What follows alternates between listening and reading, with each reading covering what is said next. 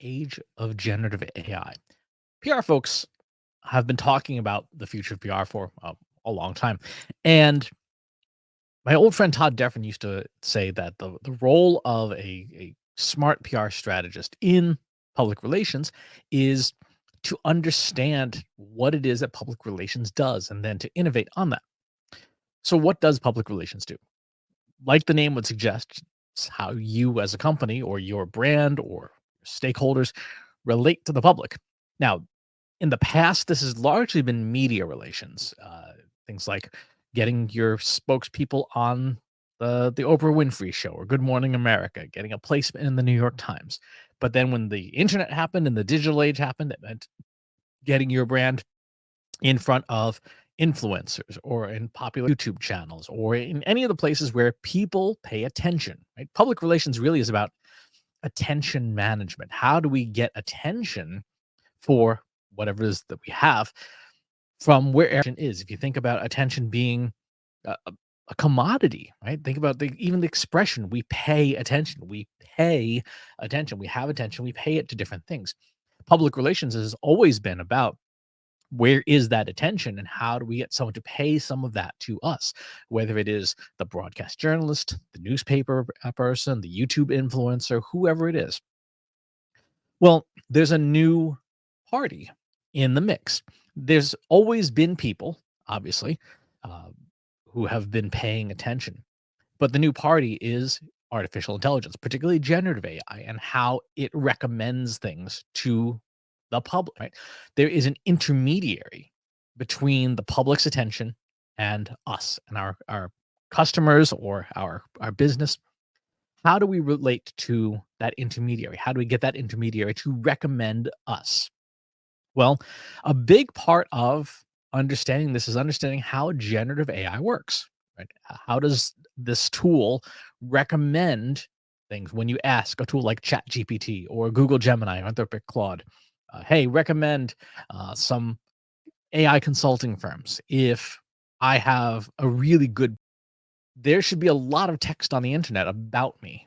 And in turn, that means that when these models train from this data and learn from this data, they would associate my company, my brand, or whatever with that search term or that discussion topic. 'Cause it's not really search; it's more discussion.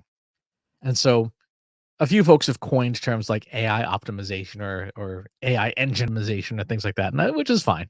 Um, but public relations really is one of the drivers of that. For example, if I get a piece of content placed with a popular website like martech.org, for example, there's a lot of syndication. A lot of people copy that, sometimes with permission, sometimes without. All those copies also end up in generative AI models because they all train on this corpus called Common Crawl, commoncrawl.org. And in Common Crawl, you have pretty much the public internet. So the more your content is shared and published in more in different places, the more likely it is that a model is going to train on it. And the more times it sees your name, the better. This is why it's a good idea to get into publications that have a lot of syndication. So, one of the things that a good PR firm or a good PR practitioner would know to do is look at how much distribution any one piece of content gets on a per outlet basis. How many times does somebody copy a Content Marketing Institute article? How many times does somebody copy Christopher Penn's blog? Web, you could say like, yeah, this outlet may not have biggest audience, but boy, does it get a lot of syndication. And as a result, from the purposes and intent of getting machines to ingest that and associate it, it's a really good outlet. So that's an interesting and new twist on how recommendations happen. With generative AI, we are looking for opportunities to get machines to ingest our stuff and doing it in as many places as possible. What does that strategy look like? Well, part of it is research. Part of it is understanding which outlets get the most distribution in any names, but who gets the most distribution. And they're really there that can help identify that. One of my favorites is Talkwalker. Talkwalker has the ability to look at how things spread on the internet. You give it a URL and it can say, here's where this was shared. And you can see a sort of almost a chain of evidence, which is a pretty cool visualization. So that's one of the many, many tools out there that a good PR practitioner or a good PR agency knows who the big spreaders are, and then you can focus your program on getting your content into those places.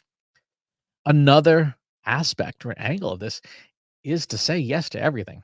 Right? Say yes to everything that you possibly can. Hey, someone wants you to be a guest on their podcast. As long as they put a transcript up and maybe it goes up on YouTube, great. Say yes to it.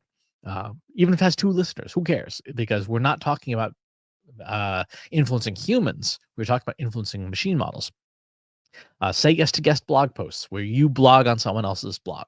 Say yes to contributed content. Say yes to speaking on a webinar or being on someone's live stream or hanging out on Twitch or whatever.